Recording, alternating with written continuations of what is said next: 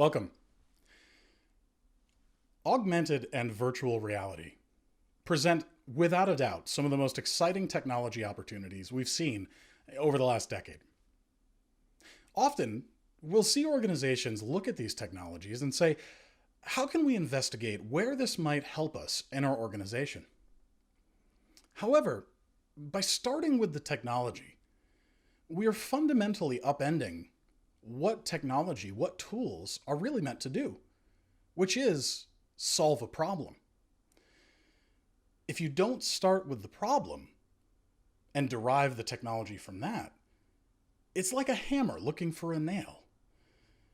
You might have the tool and you might like the tool, but do you really need the tool? Today, I'd like to talk to you about how you can help augmented reality and virtual reality work for your organization rather than the other way around. Let's start by looking at an example. Approximately 3 years ago, we had a client come to us at Shaco and say, we really want to use augmented reality. We think it would be great for monitoring violin players, their posture. Are they going to injure themselves? Are they playing in a way that gives the best tone? Are they practicing correctly? And we said, okay, well, that makes a lot of sense, but is that really what violin players are looking for? So we asked the violin players. What we found is, as they practice, they were often using mirrors. They were using video recording devices to do their own self-assessments. Many of them weren't comfortable with the idea of something automatically providing them with feedback. But they did want something that would effectively be the digital equivalent of what they already do in their current practice routine. And if we could combine it all together in one thing, even better. So this led to vCoach. vCoach is an application. It's going to allow users to have a digital mirror, this constantly recording them. They can get instant feedback, goal setting, statistical feedback. Once we rolled this out, we did some studies and found that many of the violinists found this was a far better way to practice. They were more mindful, they were more attentive, and they felt that they had exactly the tools they needed to improve their practice habits. It's not likely that we would have actually had that sort of feedback after the fact had we not gone and talked to them beforehand. Today, I'd like to talk to you about how to find those nails that are in search of hammers. How to identify the problems at your organization that might need that hammer, that might need fixing. And then how to determine what the right hammer is. Is it augmented reality or virtual reality? Is it a mobile app, a tablet, maybe even a desktop computer? I'd like to present a 5-step process that we use at Shaco. It's very simplified, but you'll get an idea of how we start to look at which technologies, which approaches, which initiatives might help for your organization. From there, we're going to show how we applied this to a recent product that we started, a product that's actually in development currently, and how we ultimately arrived at the best way to use augmented reality for that product. So thinking about how we would go about understanding the problems at an organization, we use a discovery process that's a little different than some other organizations. Certainly different than starting with the technology. If you start with the technology and you think you know what you need, you're starting here. You're starting with the idea of development, QA, release. You're going right into it. You're building it. While this may ultimately work, you may find that you're not really solving what you think you're solving. So we recommend starting with the discovery in a way that defines the impact of what you're making. You look at the problems you're solving for. You look at who's using them, why they're using them, why technology might be the answer, or why a new process might be the right thing. From there, you can design the product to be intentional and work towards achieving that impact. All of this before even getting into development. So first things first, and this might seem clear to you at this point. You want to start with the problem. What isn't working? What needs to work better? These are things that most likely have already been brought up at your organization. People tend to be very vocal about the things that aren't working. By identifying that problem and really saying that's the thing we're solving for, you can then identify what is the impact that we want to make by putting forth some sort of technology, some technological solution. The impact might be solving the problem fully. It might be tackling one little piece. But if you can measure what that impact is, you will see that the progress over time towards solving that problem becomes incremental, and you can build towards it constantly better. And to do that, you need to understand what it is the people that are experiencing this problem really need. They might be having problems with technology. They might be having problems with process. They might be having problems with personnel, people, communication, larger human behaviors that go above and beyond the things that ultimately we look at for technology itself. They are the nails, right? They are the things that typically we need to find a better way to work with. So how do you know? Well, the best way, quite frankly, is to ask them. We will go through in discovery a variety of things. We'll do interviews, we'll do surveys, we'll do focus groups. There's a fair amount of both qualitative and quantitative feedback that we can look at to determine what isn't working, what is contributing to that problem. From there, we also need to know how the environment that they are working in might impact what it is that they're experiencing. So if we think about it, is the environment itself making things harder? Are they up in a crane? Are they driving? What is it about these things that may lend itself towards one direction or another in terms of the solution?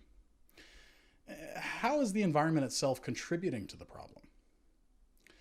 Ultimately, this might help determine how they may need to use this. Most often, it's not a one-size-fits-all. You may think that a mobile app or an augmented reality app, head-mounted display, is the right way to solve a problem. But until you really start to investigate the earlier steps, you may not understand which factors are really at play. They may need something hands-free. They may need to use their voice. They may not be able to tap on a screen, for example. So once you've done all of this, step 5 is going to be to determine an approach. Knowing what we know, what can we do to solve this problem? If we think about it, all of this collective data, and again, this has been an overly simplified view of our discovery process, but all of this data that we've gathered is ultimately going to help us inform a few things. We can define initiatives. So what are the major outcomes? What are the experiences that we're looking to enable? And what technologies might help enable that in an impactful way? We can outline a long-term mission for that product. What is it working towards? We can define specific initiatives that are informed by the business and the user, the work we've done, to get towards that solution. And we can even start to identify specific features that are going to enable a solution. From there, we can make a roadmap. What are we prioritizing and when, so that we can make the most valuable impact first? If, for example, we determine that augmented reality and virtual reality are part of this roadmap and that they may have the biggest impact, perhaps we start with that. Or perhaps we need a mobile app first that is going to be the most immediate solution, while recognizing that augmented and virtual reality fit the longer-term mission that we identified as part of the initiative. Ultimately, by doing this sort of discovery process, before you ever devote time and resources to building something, you know the thing you're building is solving the problem. So now that we've looked at this 5-step approach and talked a little bit about the sorts of things we might get out of that approach, I wanted to look at an actual case study. In 2020, NIST presented the Chariot Challenge, a way of looking at whether augmented reality and or smart city IoT devices could help aid first responders in times of significant crisis. Now, you might be thinking to yourself, this sounds a bit like a hammer looking for a nail, and you'd be right. But at Shaco, we wanted to make sure that first and foremost, we applied this sort of methodology that I've described here to understand, if we were to do this, what are the right features, the right initiatives that will actually have a quantifiable impact and solve this problem, or at least make things better for the first responders, allow them to serve faster, more quickly. So we were effectively given the problem. Step one, start with the problem. And that's that first responder communication is very difficult in times of crisis. For us, we looked at that and we felt that our mission was simple. When every second is critical to saving lives in a crisis, how is it that we can make it easier and faster for first responders to communicate and coordinate? Now, in order to understand how we might do this or why the underlying need is there, we knew we had to have some information from first responders themselves.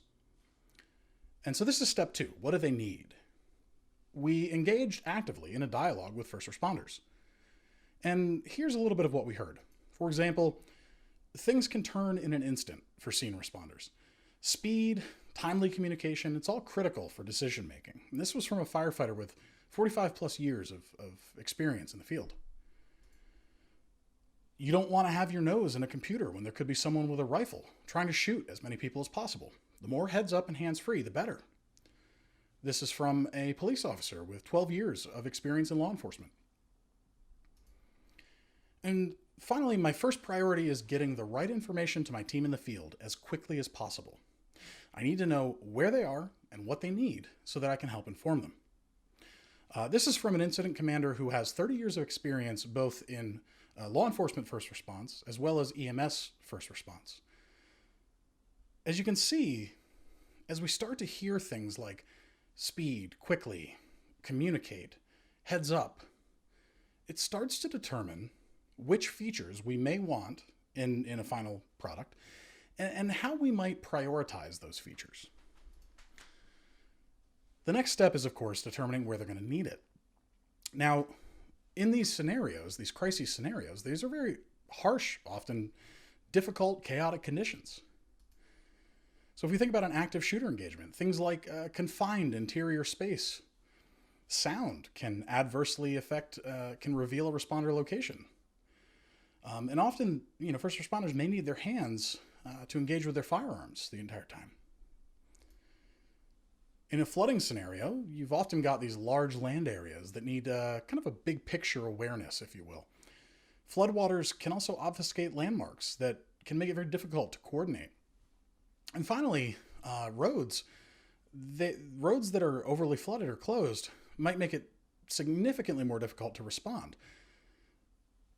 How might we design something? What features might we design to help enable better communication, better coordination, faster response time, avoiding closed roads in the first place? In a mass transit accident, there's a potential for significant environmental hazards, things like electrical, radiation, darkness. There's often a large number of casualties that can require significant coordination between departments, law enforcement, EMS, fire response. And significant numbers of people can lead to a very chaotic atmosphere that can distract, lead to injury. And of course, a wildfire, again, you have this very large land area, so much like a flood, that requires that big picture awareness. But here, the environmental factors can cause sudden changes in conditions, the wind direction, the wind speed, for example. And often there's significant and specialized equipment that's required, both in the field and at kind of a base camp for incident response. So if we think about these different scenarios, is there one tool that we could use that can account for these different things, can help aid how they respond, can help them be faster, and again, ultimately save lives? How are they going to need to use it? Well, hands-free for minimal distraction is certainly something important here. Due to the nature of the work, and we heard this from the people, we see this in the environment, tapping, carrying a physical device, it's not always an option. As I said, we kind of knew we'd be going with augmented reality here. So a head-mounted device was kind of a given, but we wanted to make sure that we're making the best use of that head-mounted device. So how might we use hand gestures? How might we use voice? How might we use eye gaze tracking?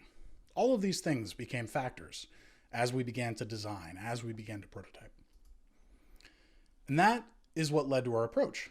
How do we make data itself part of the environment? If communication is the thing that's difficult, coordination is the thing that's difficult, can we make the environment itself possess this data, share this data? Can we use the IoT devices and the head-mounted displays to take user input and allow for collaboration, allow for better communication, allow for an awareness of the environment that is intrinsic to the environment itself? So by augmenting the environment with data, it's going to improve the communication between both first responders and incident commanders. This is what led to flags, first response labeling via AR gestures. What I'd like to do now is look at some of the prototype features that we've done for flags. Some of what you're about to see is the finished state of the product. Some of it is early on mocks, but all of it speaks to what we learned through this discovery process. So we knew we had to consider in any proposed solution the three really critical elements of communication: content, context, and persistence. So content, the pain point here that we heard was even the best equipped first responders can have trouble juggling these critical tasks when they're presented with significant amounts of content during crisis situations. The resolution is that head-mounted displays allow for voice and hand gesture interactions. It keeps the first responder engaged while focused on their primary activity. Context, space, the space around you. First responders and incident commanders often they have a limited information about a crisis location. Decisions are often made in the moment in a response to the environment and the changing, shifting nature of the crisis. So if we augment the environment itself with data that's contextually relevant, then it's going to really increase the ability to respond to the task at hand. And finally, persistence, or the aspect of time. So as more first responders are going to get involved in one of these crisis situations, we saw that there's a significant amount of repeat information that needs to be presented. So if we could have something tie to persist in the environment and present even a history of the past data for those to recall, it's going to speed up the ability to assess and take action. All right, so we've done our discovery now for flags, and it's led us to understand that we need to focus on things like content, context, and persistence. What sorts of features did we ultimately arrive at? So this is just a look at our prototyping process and using demos. So first of all, we mentioned this, the idea of a head-mounted display for interactive AR allows for things that are hands-free and spatially aware. For example, how can we use menus that don't require tapping on a device and simply can use hands? This is one example. Here's another example of using interactivity as part of the spatial UI. It doesn't require that the user be holding a physical device. And even using their hands to reach out and grab and move and manipulate the information. We felt that this was very critical. From there, thinking about the flag tool, this is a feature that we proposed that places a beacon in the field. We felt that by allowing users, first responders, to collaborate with some sort of thing that would persist in the environment, it would allow them to very easily and non-verbally communicate to one another about priorities, where those priorities are, and how significant they are. So something like this, where we can place a beacon literally in the environment with persistence And as different responders with headsets arrive, they can see the thing that's important. They can see that beacon in the space. And from there, they can even go so far as to assign a severity. So you can see here, going ahead and assigning a medium severity so that you can see this from across the field and know, hey, that's low severity, that's medium, but that thing over there, that's high. I should respond to that first. And for example, as that severity changes, you can send and receive information between multiple first responders. The next feature we proposed is called the map table. Now, this is something that Incident Command can use to see all of the data on a given location and administer orders as needed. We found that for the Incident Commander, they had so much information. The idea of getting all of that information out to the people required something more than just a small handheld device. And so this is an example of using the flag tool with the map table. What you're seeing here is the Incident Commander actually placing a flag akin to the beacons that we saw on a location on a map. This then syncs up to the physical environment so that any first responders in the location are seeing where that flag is that the Incident Commander just placed. Furthermore, the Incident Commander can use severity assignments from here so that anyone in the field can see where the areas of critical response are. Additionally, the map table allows for zooming in, zooming out, connectivity with IoT devices, which we'll talk about in a moment, seeing both where personnel are located as well as flags in the field. By giving this very large, detailed picture, literally and figuratively, it allows first responders to tailor how they are communicating, assigning, and tracking the progress of response to a crisis. So that brings us to what data are we bringing in to augment the environment with? Well, we showed with the map table how a first responder might actually place a flag or beacon in the field, and also how an incident commander could respond or react or engage with those beacons, those flags. But we also wanted to make sure that smart city IoT data could automatically generate and place flags based on those smart devices. So things like river level, flood road closures, things like people spotted in a given location. Or for an active shooter, this is an example, this is the Virginia State Capitol. You can see here a 3D view of the map table showing the physicality of the building itself and where smart devices might be located. Doorways, occupancy sensors, shot detection. By showing both a first responder and an incident commander where these sorts of events are occurring, updating it in real time, you can respond better, act more quickly, and collaborate between both first responders and incident commanders.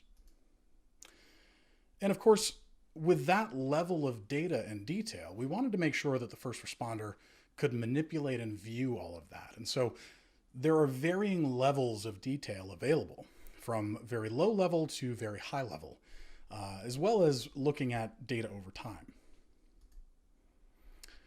Finally, we really wanted to make sure that those in the field had the ability to get and receive messages and data as they came about. But it was also critically important that we not overly distract them in the field. And so we wanted to make sure that we used a variety of gestures, eye tracking, voice control, to make sure that they could really see the information they needed when they needed it and not be distracted when they didn't.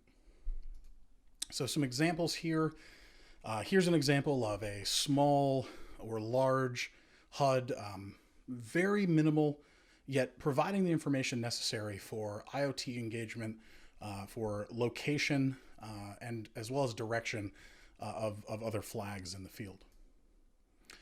This is an example using hand gestures, as well as receiving messaging from IoT devices. So a suspicious object detection, when it happens, when it occurs, might come over to the user. And we also wanted to make sure that the incident commander could be receiving the HUD data. So here's an example. As they are manipulating the map table, they are receiving a message that shots have been detected. This then allows them to engage with the first responders in the field and assign things as necessary. So what's next? Well, from here, we've gone through a significant amount of prototyping. We have all of these features in place. They are working. And so it's about testing and validating. It's about getting user feedback. And then from there, iterating. The NIST competition itself will be conducting trials at Disaster City down in Texas sometime this year in 2021. And from there, we will be able to take that feedback, take that information, and start to really ramp up how we are iterating on these features. What's working, what's not, what's missing. In effect, it's returning back to that 5-step process.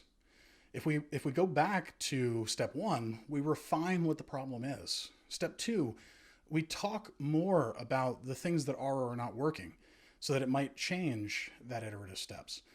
Step 3, we're looking at the use in the environment and continuing to change as needed.